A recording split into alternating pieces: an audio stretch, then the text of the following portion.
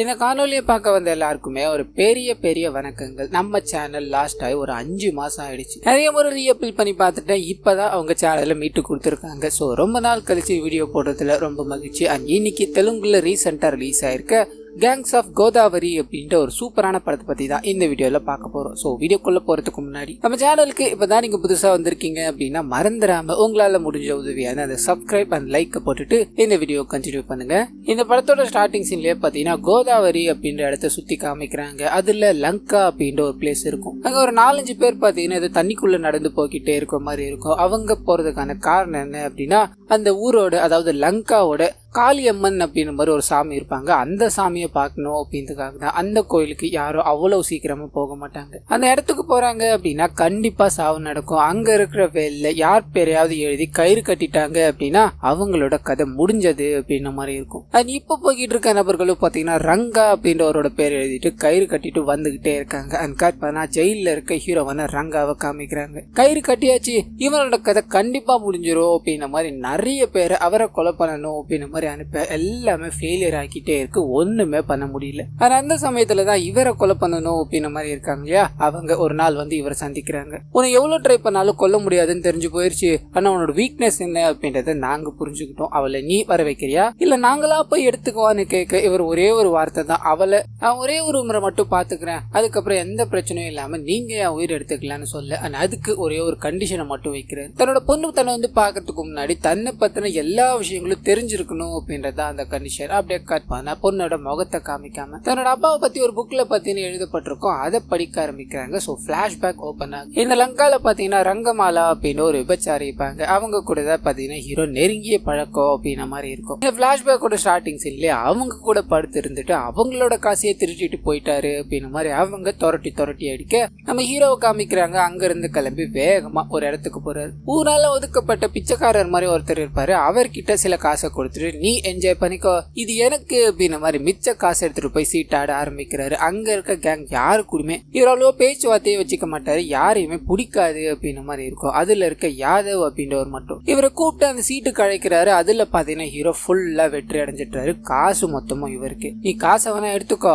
ஆனா அந்த பொண்ணு கூட போய் டெய்லி இருந்துட்டு வர இல்லையா, எங்களெல்லாம் போன ஏத்துக்க மாட்டா, அப்படி என்னையா அவங்ககிட்ட கண்டுட்டா, நீ என்னை பத்தி அவகிட்ட சொல்றியா அப்படின்ற மாதிரி கேட்க ஹீரோ முடியாதுன்றாரு. அங்க ஒரு சின்ன ஃபைட். சோ நான் என்ன நினைக்கிறேனோ அதை பத்தி மட்டும்தான் நான் பண்ணுவேன் அப்படின்றது தான் நம்ம ஹீரோவோட ஆட்டிடியூட் கூட. ஆனா அப்படியே கட் பண்ணி ஒரு வண்டியை காமிக்கிறாங்க. சோப்பு சீப்பு அப்படின்ற மாதிரி நிறைய கூட்ஸ் எல்லாம் இருக்கும் இல்லையா, அந்த வண்டியில பாத்தீங்கன்னா நம்ம ஹீரோ லிப்ட் கேட்டு போய்கிட்டே இருப்பாரு. அந்த வண்டி ஓனர் சிகரெட் பிடிக்கணும் அப்படின்ற மாதிரி கீழே வண்டியை தூக்கிட்டு ஓடி போயிட்டு அந்த ஓனரும் வேகமா ஓடி போய் ஐயா தூக்கிட்டு போயிட்டா அப்படின்ற மாதிரி முதலாளிகளை கம்ப்ளைண்ட் பண்ண மறுபடியும் இன்னொரு வண்டி எடுத்துக்கிட்டு யார் அவன் பாக்கலான்னு வர நம்ம ஹீரோ இந்த வண்டியை தூக்கிட்டு போயிட்டாரு. தூக்கிட்டு போனது எல்லாத்தையுமே அவரோட விபச்சாரி நண்பர் இருக்காங்க இல்லையா, அவங்க கிட்ட போய் காமிச்சு இனிமேல் ஏரியா ஃபுல்லா நம்ம தான் சப்ளை, இந்த ஏரியாலேயே ஒரு பெரிய ஆளாக போற அப்படின்ற மாதிரி சொல்ல கட் பண்ணி அந்த தூக்கிட்டு போனார் இல்லையா சரக்கு, அந்த முதலாளியே கூப்பிட்டு நீ தூக்கிட்டு போறதால எனக்கு நஷ்டம் தான், நீ பேசாம என்னோட டீலர்ஷிப்ல சேர்ந்துரு, நம்ம 2 பேருக்கும் லாபம் இல்ல அப்படின்ற மாதிரி சொல்ல ஹீரோ அந்த தொழில் எடுத்து நடத்தணும் அப்படின்ற மாதிரி ஊருக்குள்ள ஒரு பெரிய கடையை ஓபன் பண்ண ஆரம்பிக்கிறாரு. கொஞ்சம் கொஞ்சமா வளர ஆரம்பிக்கிறாரு. இதுக்கு நடுவுல யாதவ் இருக்கான் இல்லையா,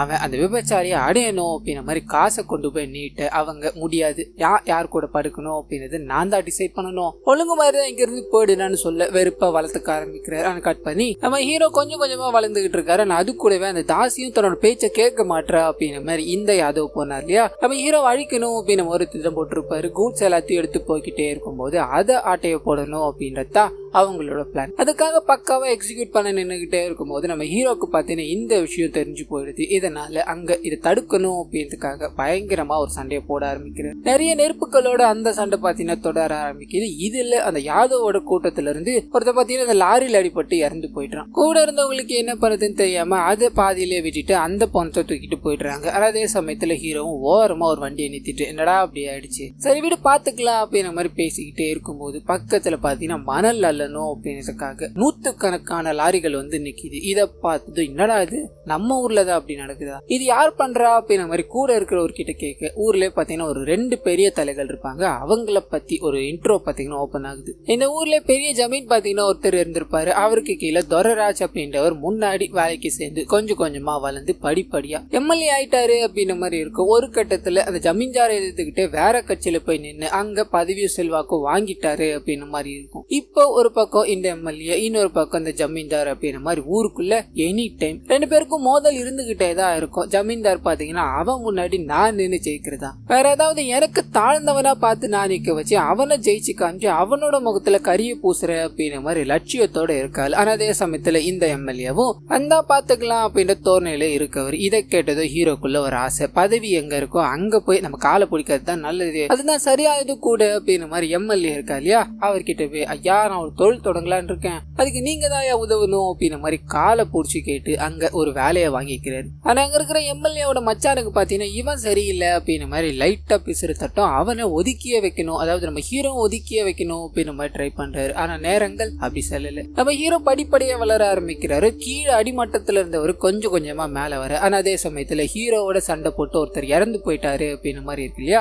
இதுக்கு காரணமான யாதோ ஓடி போயிட்டான், கூட இருந்தவங்க எல்லாருமே ஜெயிலுக்கு போயிட்டாங்க அப்படின்ற மாதிரி இருக்கும். ஹீரோ இதை பயன்படுத்திக்கிட்டு அவங்க எல்லாரையும் ஜெயில இருந்து வெளியே எடுக்கிறாரு. தன்னோட டீமுக்கு வந்து சேர முடியுமா அப்படின்ற மாதிரி அழைப்பை விடுக்க அவங்க எல்லாருமே மொத்த டீமா ஃபார்ம் பண்ண ஆரம்பிச்சு அந்த எம்எல்ஏ கீழே பாத்தீங்கன்னா கொஞ்சம் கொஞ்சமா வளர ஆரம்பிக்கிறாங்க. போட்டோல ஒரு ஓரமா நின்னுகிட்டே இருந்த மனுஷன் எம்எல்ஏக்கு பக்கத்துல உட்கார ஆரம்பிச்சிட்டாரு. அந்த அளவுக்கு நெருக்கமாயிட்டாரு. அண்ட் பணங்கள் எல்லாத்தையுமே பாத்தீங்கன்னா நம்ம ஹீரோ தான் கையாடல் பண்ணவும் ஆரம்பிச்சிட்டாரு. அண்ட் இந்த சமயத்துல ஒரு நாள் ஹீரோ வண்டியில போய்கிட்டே இருக்கும் போது எதிரில பாத்தீங்கன்னா ஒரு கார் ஆக்சிடென்டா இருக்கு. என்னவா இருக்கும் அப்படின்ற மாதிரி எட்டி பார்க்க ஒரு லேடி பாத்தீங்கன்னா அங்க அடிபட்டு கிடக்குறாங்க. இவரும் பாக்குறாரு, பார்த்த உடனே புடிச்சு போயிடுது. கூட இருக்க எல்லாருமே ஐயா வாங்கயா உதவலாம் அப்படின்ற மாதிரி கேட்க இவர் வேற விதமா ஹேண்டில் பண்ண ஆரம்பிக்கிறார். அங்க கார் இருக்கும், ஆனா இவர் அவங்க லைட்டா கண்டு முடிச்சு பார்க்கும்போது ஐயோ காப்பாத்தி ஆகணுமே, யாராவது இருக்கீங்களா அப்படின்ற மாதிரி பதட்டமா தூக்கிட்டு ஓடுற மாதிரி ஃப்ரேம் பண்ணிட்டு கார்ல வேகமா தூக்கிட்டு வந்து ஹாஸ்பிட்டல்ல சேர்க்க அவங்களுக்கு எந்த பிரச்சனையும் இல்லை அப்படின்ற மாதிரி சொல்லிடுறாங்க. இவரும் அங்க இருந்து கிளம்ப. அப்பதான் நமக்கு தெரிய ஆரம்பிக்குது அந்த ஜமீன்தார் அப்படின்ற மாதிரி ஒருத்தர் இருந்தா இல்லையா, அவரோட பொண்ணு தான் இவங்க அப்படின்றது. சோ இவங்கள புடிச்சு போனதால இதுக்கு அடுத்த நாளே பார்த்தீங்கன்னா ஜமீன்தாரை இப்ப நம்ம பார்க்கணும் இல்லையா, அது ஈஸியான விஷயமே கிடையாது. இதனால அவரோட சொந்தமான நிலத்தை பார்த்தீங்கன்னா நம்ம ஹீரோ அபகரிக்கிறாரு. இந்த விஷயம் ஜமீன்தாருக்கு போனதால ஜமீன்தார் கூப்பிட்டு உட்கார வச்சு என்னோட கவனத்தை பெறணும் அப்படின்னா இது ஒண்ணு மட்டும்தான் வழி, அதை நீ பண்ணிருக்க, வா உனக்கான காரணம் என்ன அப்படின்ற மாதிரி கேட்க இவர் சொல்லக்கூடிய பதில் என்ன அப்படின்னா உங்க கூட நான் சேர விரும்புறேன், பதிலுக்கு நீங்க என்ன கேட்டாலும் கொடுக்குறேன்னு சொல்ல அவர் யோசிக்கிறாரு. சரி இருந்துட்டு போ, ஒரு 5 கோடி கொடுத்துட்டு என்னோட பக்கம் நின்னுக்கோ அப்படின்ற மாதிரி சொல்ல ஹீரோ யோசிக்கிறாப்புல 5 கோடி எங்க போறதுன்னு தெரியாம அந்த எம்எல்ஏ இருக்கா இல்லையா அவரை கண்ணை மூடி கடத்திட்டுறாங்க. அந்த பக்கத்துல ஹீரோவும் கடத்தப்பட்ட நிலைமையில இருக்க மாதிரி நடிப்பை போட்டு ஐயா கொன்னுடுவாங்க போலியா என்னையா பண்றது அப்படின்ற மாதிரி தாறு மாற நடிச்சு எம்எல்ஏ கிட்ட இருந்து பாத்தீங்கன்னா 5 கோடி ஆட்டையை போட்டுட்டாரு. முதல்ல கொடுக்க முடியாது அப்படின்ற மாதிரி சொல்றப்போ பலார்னு அடிச்சு வேற வழியே இல்ல, கொடுத்தா மட்டும்தான் நீயும் உன் கூட இருக்க ரத்னாவும் தப்பிக்க முடியும் அப்படின்ற மாதிரி பிளாக்மெயில் பண்ணி ஐயோ ரத்னாவா அவன் என் உயிர் தொண்டனாச்சடா, அவனுக்காகவாச்சும் நான் இதை கொடுக்குறேன் அப்படின்ற மாதிரி பணத்தை வாங்கிட்டு எதுவுமே தெரியாத மாதிரி இறக்கி விட்டுட்டாங்க. அந்த பக்கத்திலே ரத்னாவும் ஐயா உங்களுக்கு ஒன்னும் ஆகலையே, எவன் அப்படி பண்ணது அப்படின்ற மாதிரிலாம் கேட்க இவர் ஒரே ஒரு வார்த்தையா டேய் இந்த விஷயம் யாருக்கும் தெரியக்கூடாதுரா, ஆமா கொல்லியா இருக்கட்டும், என் பொண்டாட்டி என்ன கழுத்தி வச்சுட்டு காசு கேட்டா கொடுக்க முடியாதுன்னு சொன்னா, இனிமேல் அந்த மண் குவாரியில வர எல்லா பணத்தையும் நீயே வச்சுக்கூடா, நான் கேட்கறப்ப மட்டும் கூட என்ன அப்படின்ற மாதிரி சொல்லிட்டு ஸ்ட்ரைட்டா வீட்டுக்கு போறாரு. சாமி முன்னாடி எவன் என்ன அடிச்சு என் பணத்தை புடுங்கினா அப்படின்றது தெரியல, அந்த பணத்தை நான் திரும்பி வாங்கி அவனை கொல்ற வரைக்கும் என்னோட தோட்டத்து வீட்டை நான் திறக்கவே மாட்டேன் அப்படின்ற மாதிரி ஒரு சபதத்தை போடுறாரு. அண்ட் போலீஸ்காரரையும் வர வச்சு இதை பத்தி பேசிக்கிட்டே இருக்காரு. சீக்கிரட்டா விசாரிக்கணும் அப்படின்ற மாதிரி சொல்லி அனுப்புறாரு. அதே சமயத்துல ஹீரோவை ஊர் மக்கள் எல்லாரும் முன்னாடியும் காமிக்கிறாங்க. இம்ப்ரெஸ் பண்ணணும் அப்படின்றதுக்காக எல்லா விஷயங்களையும் பண்ணிக்கிட்டே இருக்கா இல்லையா. இப்போ இதை பார்த்து அந்த ஜமீன்தாரோட பொண்ணு இருக்காங்க இல்லையா அவங்க வராங்க. என்னோட அப்பாவோட நிலத்தை நீங்க அபகரிச்சீங்களான்னு கேட்க இவர் என்ன பண்ணுதுன்னு தெரியாம ஆமாங்க எங்களோட மக்களை பாருங்க எவ்வளவு கஷ்டப்பட்டுக்கிட்டு இருக்காங்க, அவங்களுக்காக தான் நான் இதை பண்ணேன், தப்புன்னு தோணுச்சுன்னா யோசிக்காம என்ன அடிங்க அப்படின்ற மாதிரி சோகமா நடிப்பை போடுற மாதிரி நின்றுகிட்டே இருக்கு. அந்த சமயம்னு பார்த்து ஊரால கைவிடப்பட்ட ஒரு நபர் நம்ம ஹீரோ ஆதரிக்கிறாரு அப்படின்ற மாதிரி இருக்கும் இல்லையா, அவர் இறந்து போய் கிடப்பாரு, புதைக்க கூட ஆள் இருக்காது. இதை பார்த்ததும் கண் கலங்கிக்கிட்டு நம்ம ஹீரோயினை பாத்தீங்கன்னா வண்டி எடுக்க சொல்றாரு. அவங்களுக்காக ஒரு சுடுகாட்டு இருக்கும் இல்லையா அங்க புதைக்க மாதிரி ரிக்வெஸ்ட் பண்ணி கேட்க அவங்க ஏத்துக்கிறாங்க. சோ இந்த செயல்களால நம்ம ஹீரோ ரொம்ப நல்ல மனுஷன் அப்படின்ற மாதிரி இவங்க போர்ட்ரேட் பண்ண ஆரம்பிக்கிறாங்க. கட் பண்ணி இதுக்கு அடுத்த நாள் காலையில ஊர்ல இருக்க எல்லாருக்குமே ஜமீன் கிட்ட இருந்து நிலத்தை பிடிங்கி நம்ம ஹீரோ கொடுக்க போறாரு அப்படின்ற விஷயம் தெரிஞ்சு போயிருச்சு. காரணம் என்ன அப்படின்னா ஜமீனோட பொண்ணு. இந்த விஷயங்கள் எல்லாத்தையும் நீங்க சொல்லலைன்னா கூட நான் சொல்லிட்டேன் பாத்தீங்களா, அது மட்டும் இல்லாம அந்த நிலத்தோட எல்லா பத்திரத்தையும் நான் கொண்டு வந்துட்டேன், இனிமேல் மக்களுக்கு எந்த பிரச்சனையும் இல்லாம நீங்க உதவலான்னு சொல்ல மனசுக்குள்ள அடிப்பாவி இவ்வளவு மக்கா இருக்கே அப்படின்ற மாதிரி நம்ம ஹீரோ யோசிச்சுக்கிட்டு அவர் மேல நம்ம ஹீரோயின் காதல் கொள்ள ஆரம்பிச்சுட்டாங்க அப்படின்ற விஷயத்த புரிஞ்சுக்கிறாரு. கட் பண்ணி ஒரு சாங்கை ஓட்ட ஆரம்பிக்கிறாங்க. இதுல இவங்களோட காதல் ரொம்ப அந்நூன்யமா வளர்ந்து போகுது. அதே சமயத்துல இந்த சைடு எம்எல்ஏ இருக்கா இல்லையா, அவர் தன்னோட பார்ட்டி ஆளுங்க எல்லாரையும் கூப்பிட்டு நம்ம இன்னைக்கு ஒரு முக்கியமான டிசிஷன் எடுக்க போறோம். நம்மளோட கட்சி மேலிடத்துல ஜெயிக்குமா அப்படின்றது தள்ளுமுள்ளாதான் இருக்கு. நம்ம என்ன பண்ண போறோம்னா அந்த ஜமீன்தார் கட்சி இருக்கு இல்லையா, அங்கேயே போய் சேர போறோம். அது மூலமா ஜெயிக்க போறோம். ஆனா ஜெயிக்கிறது நாமளா தான் இருக்க போறோம் அப்படின்ற மாதிரி ஒரு பிக்கஸ்ட் பிளான போட இதுக்கு அடுத்த நாள் காலையில ஊரே பரபரப்பா நின்னுகிட்டே இருக்கு. காரணம் என்ன அப்படின்னா அந்த ஜமீன் இருக்கா இல்லையா, அவரோட அப்பா சிலை தான் ஊருக்கு நடுவுல வச்சிருந்திருப்பாங்க. மரியாதை காரணமாக அந்த சிலையோட தலைய யாரோ அடிச்சு உடைச்சிட்டாங்க அப்படின்ற மாதிரி இருக்கும். இதை ஜமீன் பார்த்ததும் கண்டிப்பா அந்த எம்எல்ஏ தான் பண்ணிருப்பான். உங்களுக்கு எல்லாம் வேற வேலையே இல்லையாடா, உங்க வீட்டு பொண்ணுங்க கூட இதை விட வீரமா இருப்பாளுங்கடா அப்படின்ற மாதிரி கேவலப்படுத்தி பேச கட்சியில சேரதா இருந்த மனுஷன் பயங்கர கடுப்பாயிட்டாரு. என்ன இத்தனை பேர் முன்னாடி அசிங்கப்படுத்திட்டல, உன் கட்சியில சேர வர அப்படின்றது தான் இவ்வளவு இலக்காரம். என் கட்சியிலே நின்று உன்னை எதிர்த்து நான் ஜெயிச்சு கட்டுறேன் பாக்குறியாடான்னு சொல்ல ஜமீன் ஒரே வார்த்தை தான், உன்னை எதிர்த்து நான் நிக்கணுமா, ஏய் ரத்னா இங்க வாடா அப்படின்ற ஒரு குரல். நம்ம ஹீரோ நடந்து வர ஆரம்பிக்கிறாரு. அது கூடவே அந்த தலையை அடிச்சு ஓடிச்சது இவர் தான் அப்படின்ற மாதிரி காமிக்கிறாங்க. இவர் பம்பிக்கிட்டே வந்து அந்த ஜமீன்தார் முன்னாடி நிக்க ஜமீன்தாரும் இவனை தாண்டா நிக்க வைக்க போறேன்னு சொல்ல எம்எல்ஏ இவனா எனக்கு முன்னாடி நிக்க போறான், டேய் என்னை எதிர்த்துக்கிட்டு நீ நிக்க வாடா போறேன்னு கேட்க ஆமான்னு தலையாட்டுறாரு. அங்க இருக்க எல்லாருக்குமே ஒரு மாதிரி ஆயிடுது. கோவமா அங்க இருந்து கிளம்பி வீட்டுக்கு போக அந்த போலீஸ்காரர் இருக்கா இல்லையா, அவர் வந்து நான் உங்களை கடத்தவனை எல்லாத்தையும் ஃபுல்லா செக் பண்ணி பார்த்துட்டேன். நோட்டமேட்டத்துல அந்த ரத்னா கிட்ட தான் இது போய் நிக்குது. சோ அவனே தான் கடத்தி பணம் வாங்கி இருக்கா அப்படின்ற மாதிரி தெரிய வந்திருக்கு. பார்த்து நடந்துக்கோங்கன்னு சொல்ல ரத்னா வீட்டுக்குள்ள வந்து நான் எலெக்ஷன்ல நிக்க போறேன், ஸ்வீட் எடுத்துக்கோங்க அப்படின்ற மாதிரி பம்பிக்கிட்டு எல்லாருக்கிட்டையும் ஆக்டிங்க போட்டுக்கிட்டே இருக்க பிடிச்சி பலாருன்னு வராரு. நான் எதுக்காக அடிச்சேன் அப்படின்றது உனக்கு தெரியும். உன்னை நம்பி கூட சேர்த்ததுக்கு வேலையை பார்த்து விட்டல, நீ அந்த மண் குவாரியில வர பணத்தை எல்லாத்தையும் எடுத்து வச்சுட்டு இங்க இருந்து போடான்னு கேட்க ஹீரோ எடுத்து வைக்கிறதா ஐயா, எல்லாமே செலவா போயிடுச்சுயா, உங்களோட கட்சிக்காக தான் அதை பயன்படுத்தினேன். ஏன் என்னோட கை காசை எடுத்து போட்டு நான் செலவு பண்ணிருக்கேன்னா பாத்துக்கோங்களேன், இப்ப ஒரு பைசா கூட இல்லையா, உங்களை எடுத்துக்கிட்டு நின்னாலும் நான் உங்களுக்கு தாயா சப்போர்ட் பண்ணுவேன், என்னோட ஓட்டு உங்களுக்கு தாயா அப்படின்ற மாதிரி அங்க இருக்க எல்லாரையுமே வாயடைக்க செஞ்சுட்டு இவர் மட்டும் பேசிட்டு நடந்து போய்கிட்டே இருக்காரு. அண்ட் பின்னாடி அந்த பணத்தை எல்லாத்தையும் என்ன பண்ணாரு அப்படின்றத காமிக்கிறாங்க. இவரோட கட்சி வேலை இருக்கு இல்லையா, அதுக்கு பயன்படுத்திட்டாரு. அவங்க கிடைச்ச பொண்ணாத வாய்ப்பு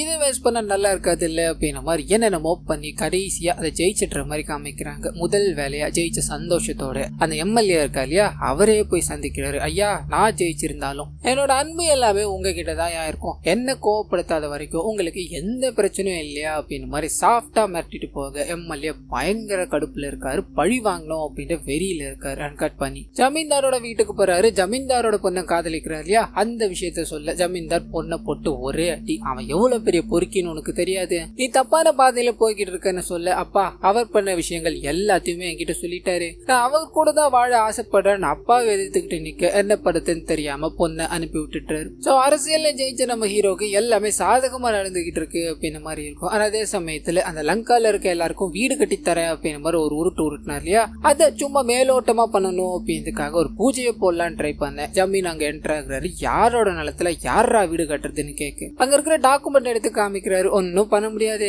உன் பொண்ணு பேர்ல தான் இருக்கு, உன் பொண்ணு என்கிட்ட கொடுத்துட்டா, இது என்னோட இடம் அப்படின்ற மாதிரி பேசிக்கிட்டே இருக்க ஜமீன் கடுப்பாக்குறாரு. பலாருன்னு வராரு. அங்க இருக்க எல்லாருமே இதை பார்த்ததா இல்ல, எம்எல்ஏ கை வச்சிட்டியா, உன்னை என்ன பண்ற பாரியான்னு இவர் ஒரு பங்குக்காரிய அந்த சமயம் பார்த்து காதுல இருந்து ஜமீனுக்கு பாத்தீங்கன்னா ரத்தம் வந்து இறந்து போயிட்டாரு. வயசானவரா இருக்கா இல்லையா, பட்டுன்னு இறந்து போயிட்டாரு. இந்த விஷயத்தால ஹீரோயின் பாத்தீங்கன்னா பயங்கர கோவம் அடைகிறாங்க. அப்பாவே கொண்டுட்டாரு அப்படின்ற மாதிரி போலீஸ் ஸ்டேஷன்ல போய் கேஸ் கொடுத்துட்டுறாங்க. ஆனா அதே சமயத்துல ஹீரோ தன்னோட மாமனாருக்கு தேவையான எல்லா வேலைகளையும் பண்ணிட்டு தன்னோட மனைவியே கேஸ் கொடுத்துட்டாங்க இல்லையா, அவங்க வாபஸ் வாங்குற வரைக்கும் நான் வெளியே வரமாட்டேன் அப்படின்ற மாதிரி ஸ்டேஷனுக்கு போக அங்க இதை பயன்படுத்திக்கிட்டு அந்த எம்எல்ஏவோட ஆளுங்க எல்லாரும் இறங்குறாங்க. அவரை போட்டு தள்ளணும் அப்படின்றதுக்காக அந்த போலீஸ்காரர் உதவியோட உள்ள போய் ஒரு பயங்கரமான சண்டை போட்டுக்கிட்டே இருக்கு. இதோட முடிவுல நிறைய ரத்த காயங்களோட பாத்தீங்கன்னா நம்ம ஹீரோ தப்பிக்கிறாரு. எம்எல்ஏ நோக்கி தான் வந்துகிட்டு இருக்காரு அப்படின்ற விஷயம் அவருக்கு தெரிஞ்சு போயிடுச்சு. இதனால ஹீரோவோட மனைவி பாத்தீங்கன்னா கூப்பிட்டு நிக்க வச்சுக்கிறாரு. சேஃப்டிக்காக அவங்க கிட்ட பேசிக்கிட்டே இருக்கும்போது ஸ்ட்ரைட்டா ஹீரோ ரத்தத்தோட அங்க வராரு. இவன் உயிரோட இருக்க வரைக்கும் எனக்கு எல்லாமே பிரச்சனை தான், சாவுடா அப்படின்ற மாதிரி பெல்ட் எடுத்து கழுத்தை போட்டு தரன்னு இழுத்துட்டு போய்கிட்டே இருக்கு நம்ம ஹீரோயின். அதை தடுத்து நிறுத்தணும் அப்படின்ற மாதிரி எவ்வளவோ முயற்சி பண்ணிக்கிட்டே இருக்காங்க, முடியல. ஒரு கட்டத்துல பக்கத்துல போலீஸோட கண்ணு இருக்கும், அதை எடுத்து காமிச்சு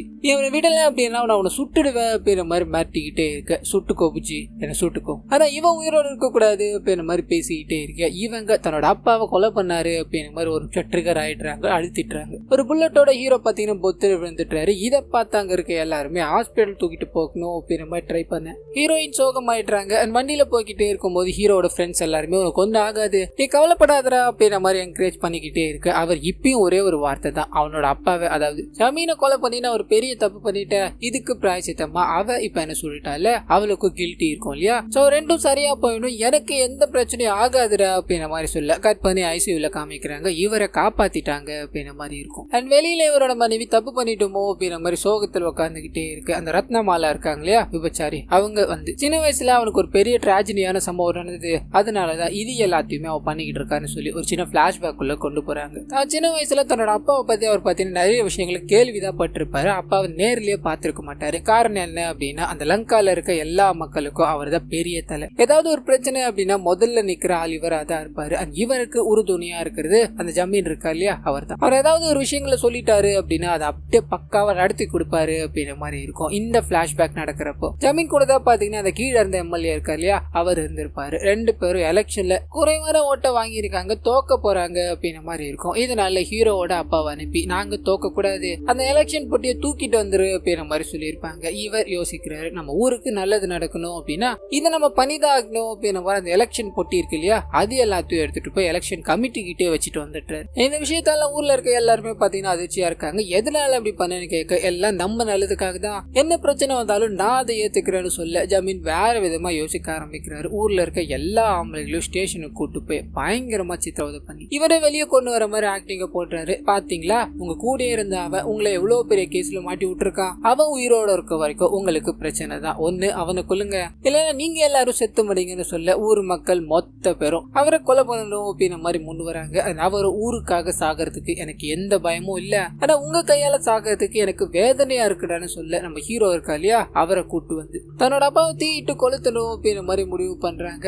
அவரும் சாகிறதுக்கு முன்னாடி பையன்கிட்ட சொன்ன ஒரே ஒரு வார்த்தை, யாரை பார்த்தும் பயப்படாது, எதுக்கும் தைரியமா நில்லு அப்படின்றது. இந்த சம்பவத்துக்கு அப்புறம் ஊர் மக்கள் எல்லார் மேலயும் பாத்தீங்கன்னா ஒரு வெறுப்பை சம்பாதிக்க ஆரம்பிச்சிட்டாரு. யாராவது ஒருத்தரை பார்த்தாரு அப்படின்னா அவர் மூலமா நம்ம ஏதாவது எடுத்துக்க முடியுமா அப்படின்ற மாதிரி தான் எடுத்துக்கிட்டே இருக்காரு அப்படின்ற மாதிரி சொல்லி இந்த பிளாஷ்பேக்கை முடிக்க ஹீரோயின் கொஞ்சம் இறக்கப்படுற மாதிரி காமிக்கிறாங்க. ஆனாலும் தன்னோட கணவர்கிட்ட பாத்தீங்கன்னா பேசுறதா தெரியல. அந்த மனுஷனும் என்னடி நீதான் என்ன சுட்டல, நான் மன்னிச்சிட்டேன்ல, இன்னும் பேசாம போனா என்ன அர்த்தம்னு கேட்க அவங்க கையை பிடிச்சி வயிற்றுல வச்சு இனிமேல் எந்த பிரச்சனைக்கும் போக கூடாது, இது நம்ம குழந்தை மேல சத்தியம்னு சொல்ல இவர் தன்னோட குழந்தை வர பகுதி எல்லாமே இனிமேல் விட்டு தொலைக்கணும், தன்னோட மனைவியை மட்டும் பத்திரமா பாத்துக்கணும் அப்படின்ற மாதிரி ப்ராமிஸ் பண்றாரு. ஆனா அதே சமயத்துல இவரோட மனைவியை பாத்தீங்கன்னா முகம் தெரியாத ஒருத்தர் கடத்துறாரு. அவர் யாரு அப்படின்றது முகத்தை காமிச்சோடனே பாத்தீங்கன்னா நமக்கு ரிவீல் பண்ண ஆரம்பிக்கிறாங்க. எம்எல்ஏ இருக்கா இல்லையா, அவரோட பையன் தான். எம்எல்ஏக்கு இந்த மாதிரி ஒரு நிலைமை அப்படின்ற மாதிரி தெரிஞ்சதும் இவரை பாத்தீங்கன்னா அவரை வச்சிருப்பாங்க. அவர் வந்த முதல் வேலையா நம்ம ஹீரோவோட மனைவியை கடத்தி அவங்கள கொடுமைப்படுத்தி யாருன்னு தெரியக்கூடாது அப்படின்றதுக்காக கண்ணை மூடி ஓரமா தூக்கி போட்டுட்டாங்க. இதை பார்த்தது ஹீரோ, உன்னை யார் இப்படி பண்ண பூச்சி,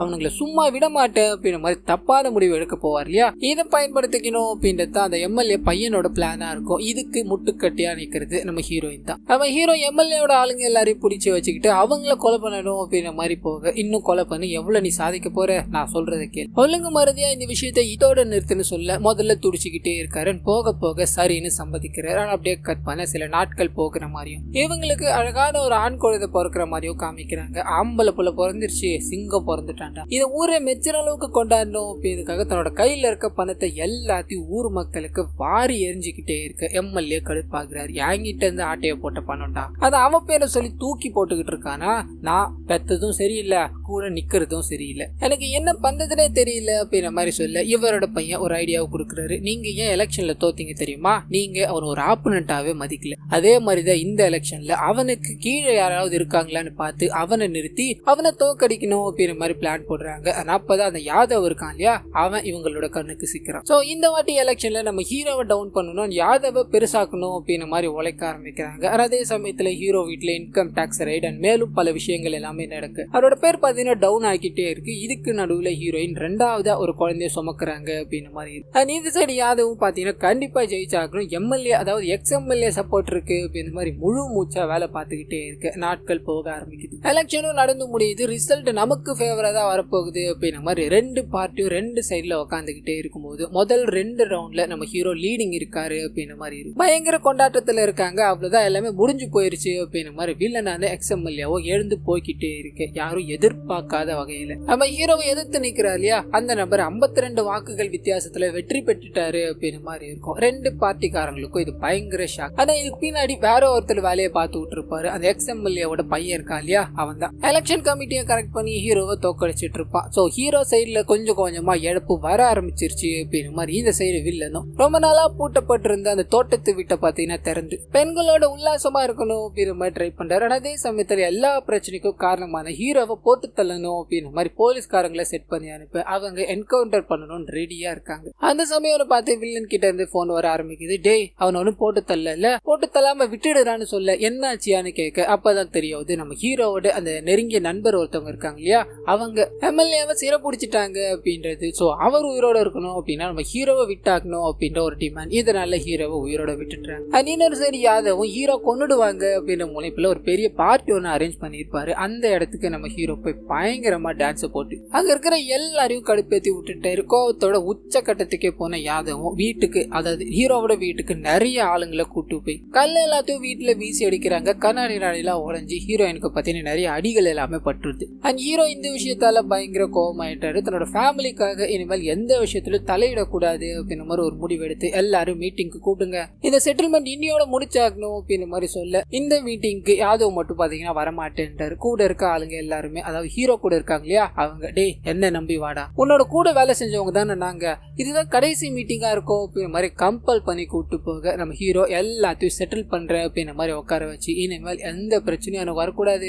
என்னோட ஃபேமிலியோட தான் இருக்க போற அப்படின்ற மாதிரி சொல்லி அங்க இருந்து நகரலான்னு ட்ரை பண்ண யாதவ் நெக்கலா பேசிக்கிட்டே இருக்காரு. இனிமேல் இந்த ஏரியால நாங்க தான் கேங்ஸ் ஆஃப் கோதாவரி, நாங்க தான் அப்படின்ற மாதிரியும் பேசிக்கிட்டே இருக்க நம்ம ஹீரோவும் நீயே இருந்துட்டு போ, உன் மேல சத்தியம்டா இனிமேல் நான் எந்த பிரச்சனைக்கும் வர மாட்டேன்டா கிட்ட போய் கத்தி எடுத்து தலையிலேயே ஒரே சுருவு அந்த இடத்துல இருந்து போக யாதவ கூட்டு வந்தாங்க இல்லையா ஹீரோவோட ஆளுங்க, அவங்களுக்கு இது ஒரு மாதிரி அதிர்ச்சியா இருக்கு. கூட இருக்கு எல்லாருமே ஷாக்கிங்கோட பாக்க என்ன பாக்குற, என் பொண்டாட்டி புள்ளிங்க மேல கை வச்சா நான் சும்மா இருப்பேனா, இதுதான் கடைசி வார்னிங், எவனாவது என் பேச்சுக்கு வந்தீங்க உங்களை உயிரோட விட மாட்டேன்டா அப்படின்ற மாதிரி மிரட்டிட்டு போக ஹீரோ கூட இருக்காங்க இல்லையா அவங்க எல்லாருமே யாதவ் எங்களோட வார்த்தையை நம்பிதான் வந்தா, இப்படி நம்ப வச்சு மோசம் பண்ணிட்டியே, எதுக்காக இந்த மாதிரி பண்ணேன்னு கேட்க என்னோட ஃபேமிலி மேல கைய வச்சா அவன் பண்ணது தப்பு இல்ல நான் பண்ணது தப்பாடா, நீங்களாம் என்னடா பேசிக்கிட்டு இருக்கீங்க, பிடிச்சா என் கூட இருங்க இல்லனா போய்கிட்டே இருங்கடான்னு சொல்ல அவனுங்களும் வாய்க்கு வந்தது எல்லாத்தையும் திட்டிட்டு இனிமேல் நாங்க இங்க இருக்க மாட்டோம் அப்படின்னு மாதிரி லங்கா கிராமத்துக்குள்ள போக அங்க யாதவ் கொலை பண்ணிட்டான் அப்படின்னு மாதிரி முதல்ல இவங்கள உள்ள சேர்த்துக்கவே இல்ல, இவங்க கொஞ்சம் கொஞ்சமா பேசி எங்களை மன்னிச்சிருங்கடா அப்படின்னு மாதிரி யாதவோட இறுதி சடங்குல கலந்துக்கிறாங்க. ஆனா அதே சமயத்துல இந்த விஷயம் பாத்தீங்கன்னா நம்ம ஹீரோக்கு தெரிய ஆரம்பிச்சிச்சு. சோ யாதவ் ஃபேமிலியோட நம்ம ஹீரோவோட கேங் சேர்ந்துட்டாங்க, அவருக்கு எதிராக திரும்பிட்டாங்க அப்படின்ற மாதிரி தெரிய வருது. சோ கூட இருக்கிறவங்களே தன்னை கொல்ல துடிக்கிறானுங்க, இது சரி கிடையாது அப்படின்ற மாதிரி தன்னோட விபச்சாரி ஃப்ரெண்ட் இருப்பாங்க இல்லையா அவங்க கிட்ட போய் புலம்பிட்டு தன்னோட கேங்க பாத்தீங்கன்னா அந்த பொண்ணு கிட்ட சாப்பிட கூப்பிட்டு மாதிரி போன் அடிக்க சொல்றாரு. அவங்களும் போன் பண்ணி வந்து சாப்பிட்டு போங்களான்னு சொல்ல சாப்பாடு எல்லாத்தையும் பரிமாறிக்கிட்டே இருக்காங்க.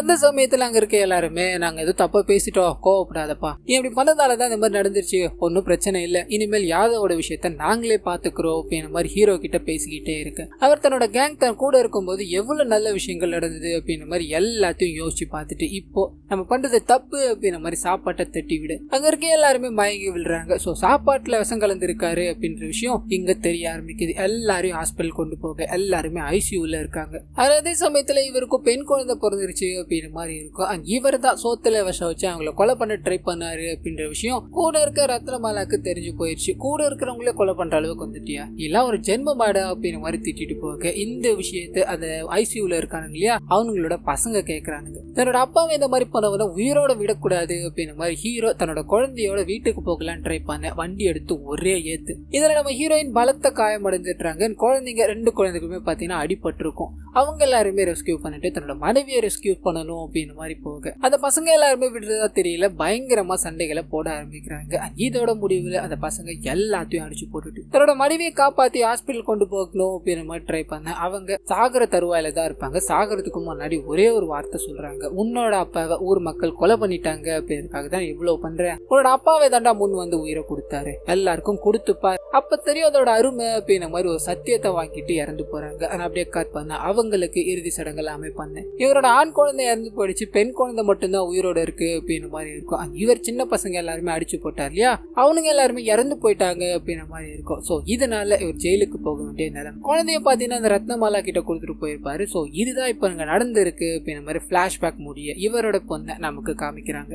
அதே சமயத்துல இந்த பொண்ணு பேசிட்டு வந்தது கொலை பண்ணணும் அப்படின்ற மாதிரி காத்துக்கிட்டு இருக்க ஹீரோவோட டீம்ல இருக்க மெம்பரையும் காமிக்கிறாங்க. ஸோ ஸ்டார்டிங்ல போய் கயிறு கட்டினாங்க இல்லையா, இவங்க தான். தன்னோட பொண்ணு உட்கார வச்சு ஹீரோ பாத்தீங்கன்னா முதல் கேள்வி, அப்பாவும் இவ்வளவு நாள் பார்க்காம இருந்தே என் மேல ஏதாவது கோவமானு கேட்க அவங்க எதுவுமே பேசல. ஏன்பா நீங்க என்ன பார்க்க வரலையா, ஒரு தடவை கூட என்ன பார்க்க உங்களுக்கு தோணல அப்படின்ற மாதிரி கேட்க இவர் ஃபீல் பண்ணி பேச ஆரம்பிக்கிறாரு. நான் கெட்டவன், என்னோட ஆபத்து எல்லாமே உனக்கு வரக்கூடாது அப்படின்றதுக்காக தான் இவ்வளவு நாள் நான் அவனை பார்க்காம அவாய்ட் பண்ணிக்கிட்டே இருந்தேன். அந்த முதல் வேலையா அப்பாவை பிடிக்கல அப்படின்னு சொல்லுவேன்னு பார்த்தேன். ஆனா இப்போ என்ன பார்க்க வரலையாப்பான்னு கேட்டல, அதுவே எனக்கு போதுமா, ரொம்ப சந்தோஷமா இருக்குன்னு சொல்லு. பதிலுக்கு இவங்க ஒரே ஒரு கேள்விதான், தப்பு பண்ணவங்க எல்லாருமே குழந்தைங்க கிட்ட இருந்து அதை மறைக்கணும் அப்படின்னு ட்ரை பண்ணுவாங்க, நீங்க எதுக்காகப்பா எல்லாத்தையுமே எனக்கு தெரிஞ்சுக்கணும்னு ஆசைப்பட்டீங்கன்னு கேட்க தன்னோட மனைவி கிட்ட கடைசியா ஒரு சத்தியம் வாங்கியிருப்பாங்க இல்லையா, அது இந்த சத்தியம் தான். நான் உன்னை பத்தி முழுசா தெரிஞ்சுக்காம இப்படி இறங்கிட்டேன், நம்மளோட குழந்தைய பார்க்கும்போது உன்னை பத்தின எல்லா விஷயங்களும் அவங்களுக்கு தெரிஞ்சிருக்கணும் அப்படின்ற மாதிரி சொல்லியிருப்பாங்க. சோ இங்க அது கம்ப்ளீட் ஆகுது.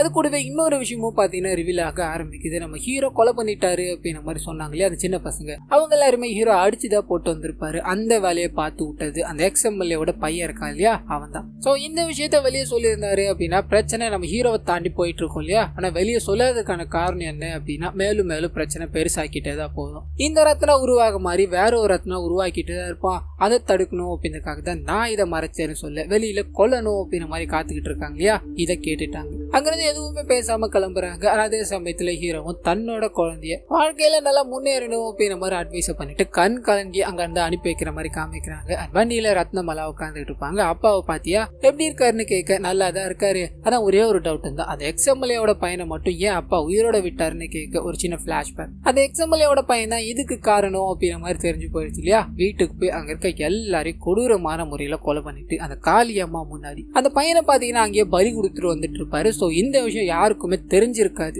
இப்ப இந்த விஷயத்த ரிவீல் பண்றாங்க. எக்ஸ்எம்எல்ஏவும் பழி வாங்க காத்துக்கிட்டு இருக்காரு. அதே சமயத்துல நம்ம ஹீரோவை கொலை பண்ணணும் அப்படின்ற மாதிரி கயிறு கட்டினாங்க இல்லையா, அவங்க எல்லாருமே நம்ம ஹீரோ தப்பு பண்ணல அப்படின்றத தெரிஞ்சுக்கிட்டு தன்னோட பசங்களோட சாம்பலை தண்ணியில கரைக்கிற மாதிரி காமிச்சு இந்த கோதாவரியோட யுத்தம் முடிவு அப்படின்றது இருக்கவே இருக்காது, என்னைக்குமே தொடர்ந்துகிட்டே தான் இருக்கும் அப்படின்ற மாதிரி சொல்லி இந்த படத்தை இதோட முடிக்கிறாங்க. சோ கண்டிப்பா இந்த படம் என்னோட வாய்ஸ் வரும் உங்களுக்கு பிடிச்சிருக்கும் அப்படின்ற மாதிரி நம்புறேன். இந்த வீடியோல ஏதாவது நிறை குறைகள் இருந்தது அப்படின்னா அதை மறந்துடாம கமெண்ட்ஸ்ல பதிவிடுங்க.